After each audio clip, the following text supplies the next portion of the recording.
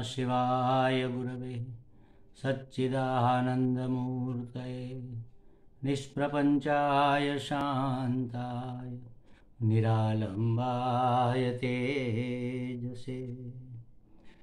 हरिओम प्रभु जी। आज के इस अध्यात्म परिषद में आप सबका स्वागत है। आज हम अपरोक्षानुभूति का अध्ययन करेंगे। तो अपरोक्षानुभूति शंकराचार्य जी महाराज विरचित ग्रंथ है। उसमें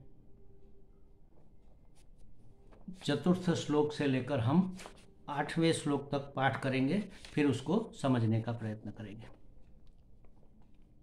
ब्रह्मादिस्थावरान्तेषु वैराग्यं विषयेष्वनु यथैव काकविष्ठायां वैराग्यं तद्धि निर्मलं नित्यमात्मस्वरूपं हि दृश्यं तद्विपरीतगम् एवं यो निश्चयः सम्यक् विवेको वस्तुनः स वै सदैव वासनात्यागः समोयमिति शब्दितः निग्रहो बाह्यवृत्तीनां दम इत्यभिधीयते विषयेभ्यः परावृत्तिः परमोपरतिर्हिंसा सहनं सर्वदुःखानां तितिक्षा सा शुभामता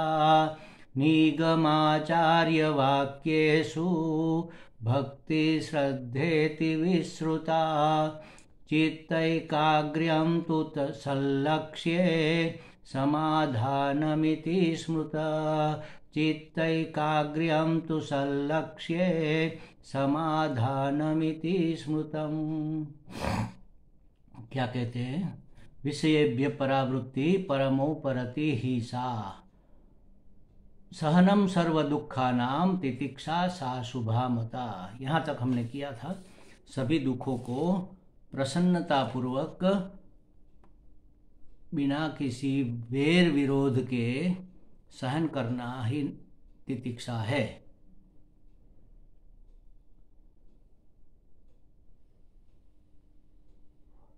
उपरामता प्राप्त कर लेने के बाद जगत और जगत के विषयों के प्रति, संसार के विषयों के प्रति हम उपराम हो जाए, अपना मुंह उससे मोड़ ले और परमात्मा में अपना मन लगा ले, तब उसको उपरति कहते हैं। तो फिर इस संसार की कोई वस्तु, कोई व्यक्ति, कोई पद, कोई पदार्थ हमें विक्षिप्त विचलित नहीं करेगी।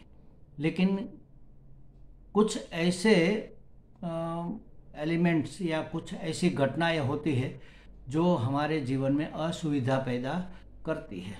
जैसे समझो बहुत धूप गिरने लग गई, जैसे समझो बहुत ठंड होने लग गई, अति बारिश हो गई, धरती कंप हो गया, या कुछ भी, या तो अड़ोस पड़ोस के स्थान में कोई गैरेज वैरेज खुल गया और पूरा दिन भुर्र भुर्र भुर्र आवाज़ निकलती रहती है। कैसे साधना होगी भाई हमारी?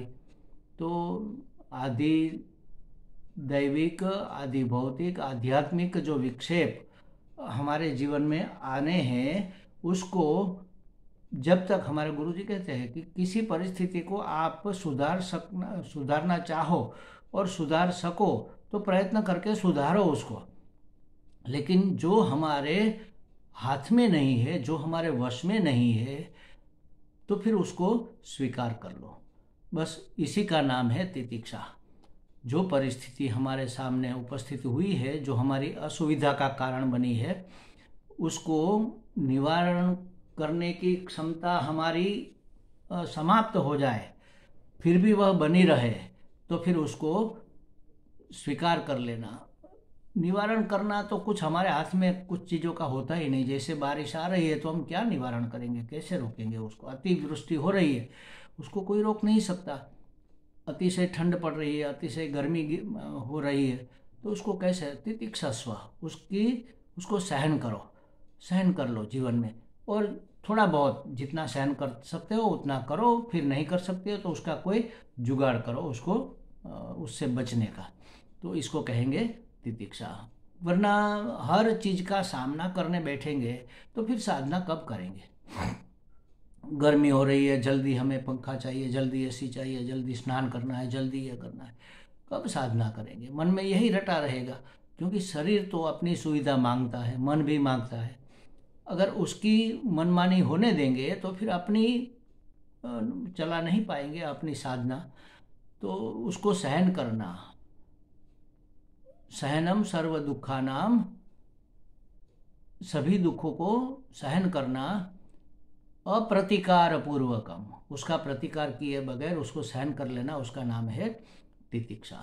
अच्छा, ये तितिक्षा तो हमने कर ली। अब हमें जाना है जिस मार्ग पर, वह परमार्थ पथ अनजाना मार्ग है, और जहाँ पहुँचना है वह लक्ष्य भी हमने तय तो किया कि हमें परम की प्राप्ति करनी है, लेकिन कैसे होगी, उसकी पद्धति क्या है, उसकी रीत क्या है, उसकी प्रक्रिया क्या है, उसके लिए योग्यता क्या है, ये सब रास्ता बिल्कुल अनजान है, क्योंकि उसके कोई मार्ग निश्चित नहीं होते।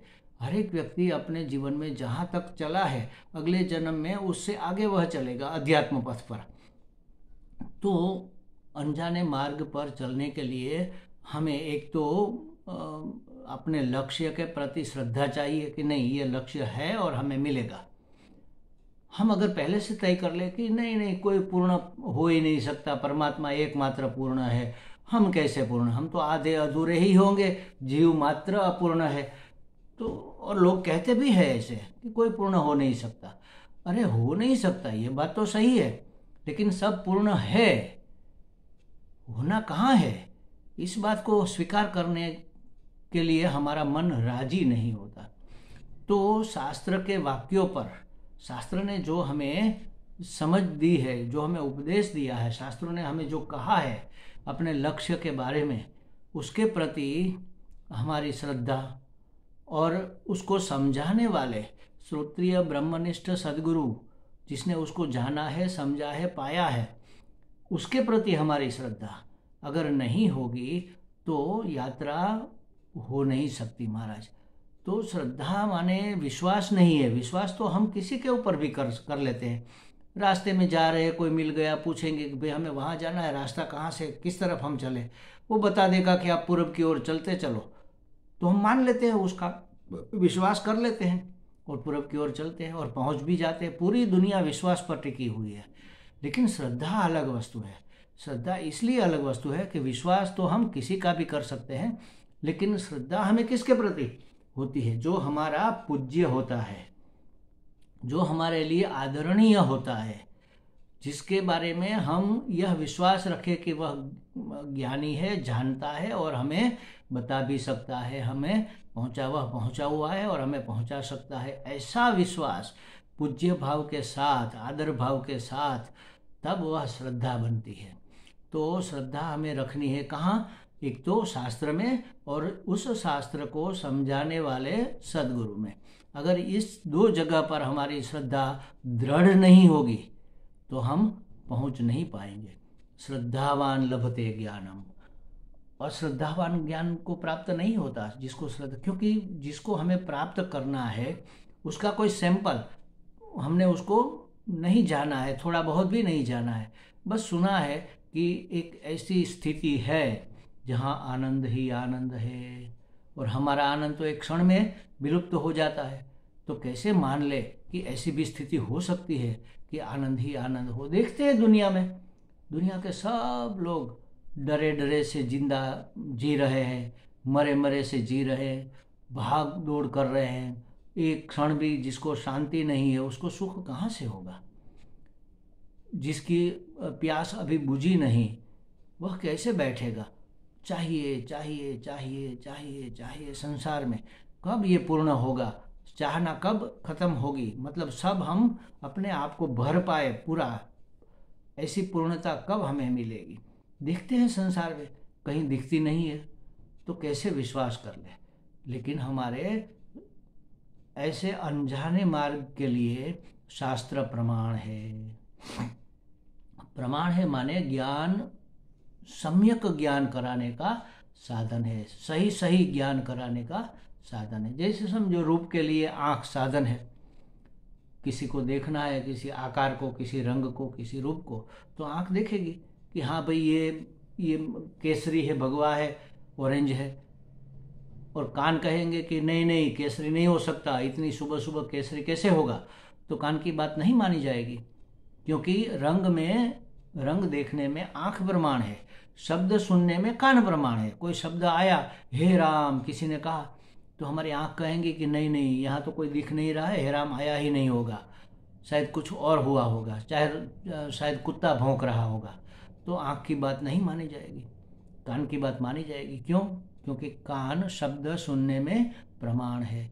उसी तरह परमात्मा की प्राप्ति में, परम की प्राप्ति में, पूर्णत्व की प्राप्ति में प्रमाण क्या है?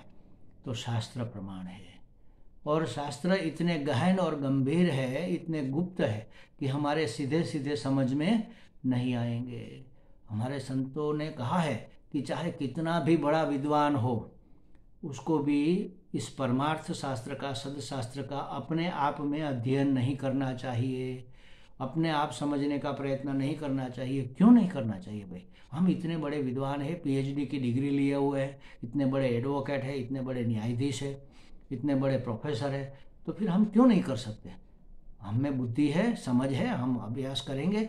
आप कर सकते हो, लेकिन प्राप्त नहीं कर सकते हो, परम की प्राप्ति नहीं हो सकती। इसलिए क्योंकि हम हर एक वाक्य का, शब्द का वही अर्थ निकालेंगे ना जो हमारी समझ में बैठा हुआ है। लेकिन यहाँ शास्त्र में तो लक्ष्यार्थ कुछ और ही होता है। तो लक्ष्य को पकड़ने के लिए, जिसने लक्ष्य को प्राप्त किया है, उसको हमारी मदद के लिए आना पड़ेगा। तो श्रद्धा शास्त्र में तो है, लेकिन शास्त्र समझना हमारी पहुंच के बाहर है। इसलिए हमारी श्रद्धा सद्गुरु में भी होनी चाहिए। तो शास्त्र और गुरु के वाक्य, निगमाचार्य वाक्येषु, निगम मतलब शास्त्र, हमारे वेद वेदांत ये निगम है। निगमाचार्य, निगम और उसके आचार्य, जो जिन्होंने उसको समझा है और समझा सकते हैं, निगम और आचार्य के वाक्यों के प्रति भक्ति, उसको कहते हैं श्रद्धा। भक्ति माने क्या? भजनम भक्ति ही, भजन करने का नाम भक्ति है। भजन करना माने क्या? भज सेवायाम, सेवा करने का नाम भजन करना है। सेवा क्या है? सेवनम सेवा, सेवन करने का नाम सेवा है। उसका नित्य सेवन करो। जैसे हम दवाई का सेवन करते हैं, कोई कोई लोग इस विंटर की, ठंड की सीजन में च्यवनप्राश का सेवन नियमित सुबह में उठकर 1 चम्मच खा लेते हैं। तो ये जो सेवन करते हैं हमारी तंदुरुस्ती के लिए, स्वास्थ्य के लिए, उसी तरह सेवन करना सदगुरु का और वेदांत के वाक्यों का सेवन करना, यही भक्ति है, यही परम प्रेम। उसके परम प्रेम ही भक्ति का नाम परम प्रेम है। परम प्रेम को ही भक्ति कहते हैं। परम प्रेम का मतलब यह है कि सबसे उत्कृष्ट, सबसे ज्यादा, पूरा का पूरा, भरा पूरा प्रेम, शर्ती प्रेम नहीं। इसमें कोई कंडीशन नहीं होती कि भाई आप ऐसा करोगे तो हम प्रेम करेंगे, ऐसा नहीं करोगे तो। संसार का जो प्रेम है ना, वह शर्ती होता है, कंडीशन वाला होता है। पुत्र भी अगर हमारे अनुकूल नहीं चलता तो उसके प्रति हमारा प्रेम समाप्त हो जाता है। ऐसा सदगुरु और सदशास्त्र के प्रति नहीं होता। तो इसको कहते हैं भक्ति। सदगुरु और सदशास्त्र के वाक्यों के प्रति पूरी की पूरी भक्ति होना, पूरा प्रेम होना, उसमें पूरा विश्वास होना, उसी का नाम है श्रद्धा। और जिसके पास श्रद्धा है उसी को परमार्थ की प्राप्ति होती है। क्यों? श्रद्धा नहीं होगी तो हम आगे नहीं बढ़ेंगे। हमें श्रद्धा है कि इस तरफ जाने से हमें पानी मिलेगा। यात्रा कर रहे हैं, रण आ गया, उस बीच में बड़ी वीरान जगह आ गई, लेकिन दूर से हमें कहीं हरे वृक्ष दिख रहे हैं, तो हम सोचेंगे कि वहीं कहीं पानी मिलेगा शायद, बाकी तो कहीं और कोई दिख नहीं रहा है सिम्टम्स, तो उसकी ओर चलते हैं। क्यों? क्योंकि हमें श्रद्धा है कि वहाँ पानी मिलेगा। लेकिन अगर हमें श्रद्धा, अरे हरा वृक्ष है तो क्या हुआ, ऐसा थोड़ा फिक्स थोड़ा लिखा हुआ है कहीं पर, ऐसा नियम थोड़ी है कि हरे वृक्ष है वहाँ पर पानी होगा। नहीं नहीं, हम उधर नहीं जाएंगे, हम तो किसी और जगह जाएंगे, तो फिर हम कभी पहुंच नहीं पाएंगे। हमें अपने लक्ष्य तक पहुंचना है तो श्रद्धा करनी होगी। शास्त्र हमें गलत क्यों कहेंगे? श्रद्धा करने का एक कारण यही है कि शास्त्र हमें गलत कहेंगे क्यों, क्या लेना देना है उसको हमसे। और सदगुरु जो कि अपने आप में मस्त रहते हैं, सब छोड़ छाड़ के आए हैं, सब सुविधाएं संसार की, सब वासनाएं, सब कामनाएं, सब भोग छोड़कर जो सन्यासी हुए हैं, जिन्होंने परम को प्राप्त किया है ऐसा लगता है हमें, क्योंकि वह अखंड आनंद में अवस्थित रहते हैं, न तो उसकी कोई जरूरत है, न तो उसको कुछ लेना है, न तो कुछ देना है, अपने आप में मस्त है, वो हमें गलत क्यों समझाएंगे? क्या कारण है उसे हमें गलत कहने का? जो सदगुरु होते हैं, श्रोत्रिय ब्रह्मनिष्ठ होते हैं, उसका कोई इंटेंसिव नहीं होता। वो धन दौलत पुत्र परिवार सब छोड़कर आए हुए हैं, सगे संबंधी छोड़कर आए हुए हैं। जिन्होंने छोड़ा है वह क्यों पकड़ेंगे फिर? अगर पकड़ना होता तो छोड़ते ही क्यों? तो जिसको कुछ नहीं चाहिए वह अगर हमें कहे कि ये बात है तो हमें माननी चाहिए, हम मान लेते हैं, उसके प्रति हमारी श्रद्धा होती है। पहले सुनेंगे उसको, उसके पास प्रश्न रखेंगे, वह समाधान देंगे। अगर उसका समाधान हमारे दिमाग में बैठता है, हमें लगता है नहीं नहीं बात तो सही है, आप सही कह रहे हैं, और महात्मा भी बड़े सज्जन और विनम्र प्रसन्न चित्त लगते हैं, तो ये गुरु होने के, आचार्य होने के योग्य है। थोड़ा परिचय होने के बाद फिर और ज़्यादा उसके भूतकाल में झांकने का प्रयत्न मत करना महाराज। हम तो उसके भूतकाल में झांकते हैं, देखते हैं कि उसकी नित्य क्रम क्या है, वो क्या करते हैं क्या नहीं करते हैं, किसके बेटे हैं, कहाँ से आए हैं, पहले क्या करते थे। क्या लेना देना इन सब चीज़ों से महात्मा का? वो सब तो छोड़ के आए ना। अब क्या है उसके अंदर, ज्ञान क्या है? कबीरदास ने एक बार कहीं पर कहा था, जाति न पूछिए साधु की, पूछ लीजिए ज्ञान।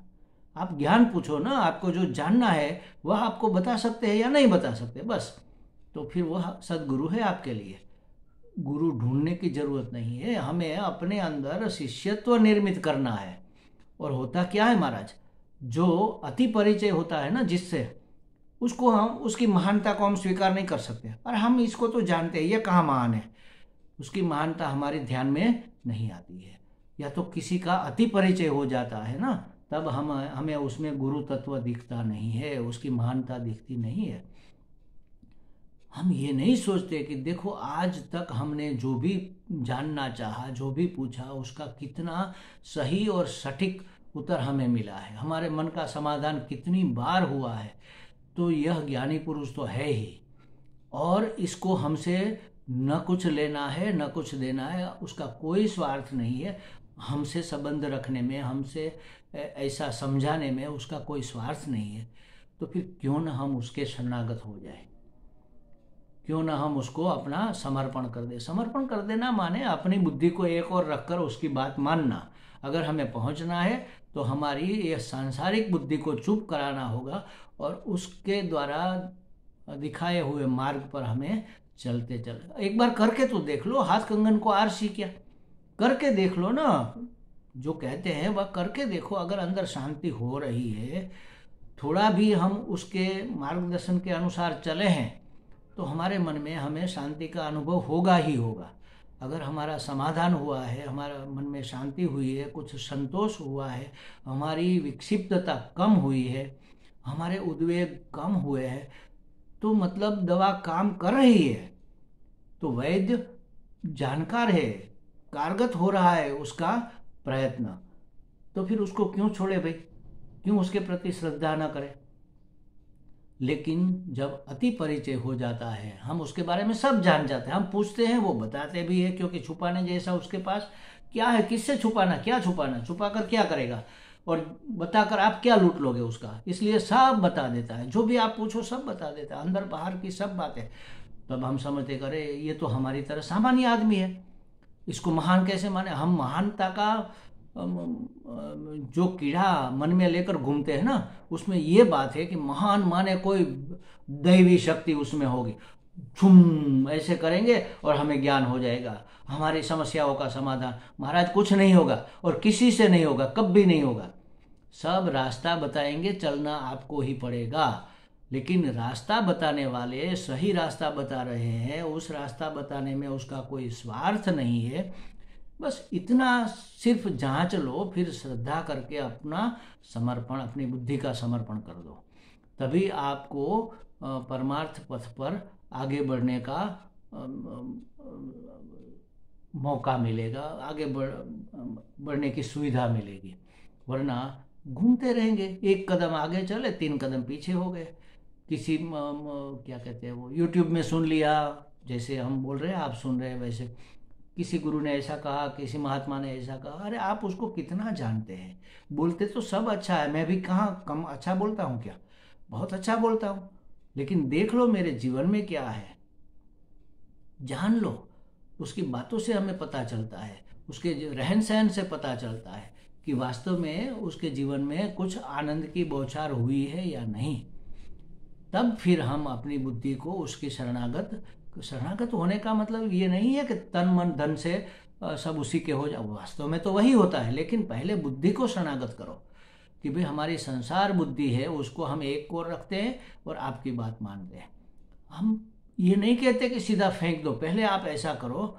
जैसे हमारे एक माता जी है, कहती है कि भाई सफ़ेद वस्त्र आपने पहनना शुरू किया है, अब आपको रंगीन वस्त्र नहीं पहनना है। तय कर लिया कि हम सफ़ेद वस्त्र पहनेंगे, ठीक है चलो सफ़ेद वस्त्र पहनना है, लेकिन कल हो सकता है कि आपको फिर रंगीन पहनने की इच्छा जागृत हो जाए। तो आप ऐसा करो, उसको फेंको मत, रंगीन वस्त्रों को कपबोर्ड में जमा कर रख दो, एक बार एक और पहनेंगे नहीं, बस रखेंगे। अब पहनते सफ़ेद पहनते पहनते पहनते जब आप दृढ़ हो गए कि नहीं अब हमें रंगों की ज़रूरत नहीं है, विविधता की ज़रूरत नहीं है, इसी में आनंद है, तब फिर उसको फेंको, किसी को दे दो। तो इसी तरह अपनी बुद्धि को कपबोर्ड में रख दो, बुद्धि का दिवाला निकालो, हम ये नहीं कहते। क्यों? क्योंकि उसी बुद्धि को शुद्ध करना है, शुद्ध बुद्धि करना है। बुद्धि कहीं बाहर से नहीं आएगी, जो आपके पास है उसी बुद्धि को शुद्ध करना है। उसमें जो अशुद्धि भरी पड़ी है, इस विषयों के प्रति जो राग है, जो द्वेष है व्यक्ति वस्तु पदार्थ के प्रति, उस राग द्वेष का, विषयासक्ति का हमें निवारण करना है। बुद्धि बहुत चंचल है, उसको स्थिर करना है। बुद्धि की शुद्धि करना ही साधना उसी को कहते हैं, बुद्धि की शुद्धि को करना। तो इसके लिए पहले तो हम अपनी बुद्धि को साइड में रख देंगे और गुरु बुद्धि से, जो गुरु हमें दिखाता है, शास्त्र बुद्धि से, सद्बुद्धि से हम आगे बढ़ेंगे। इसी का नाम है श्रद्धा। श्रद्धा तभी होगी, श्रद्धा शरणागति लाती है महाराज। जिसके प्रति हमारी बहुत श्रद्धा होती है, हम उसके शरणागत, उसकी हर बात मानते हैं, तो उसके शरणागत हो, हमारी बुद्धि उसकी शरणागत हो जाती है।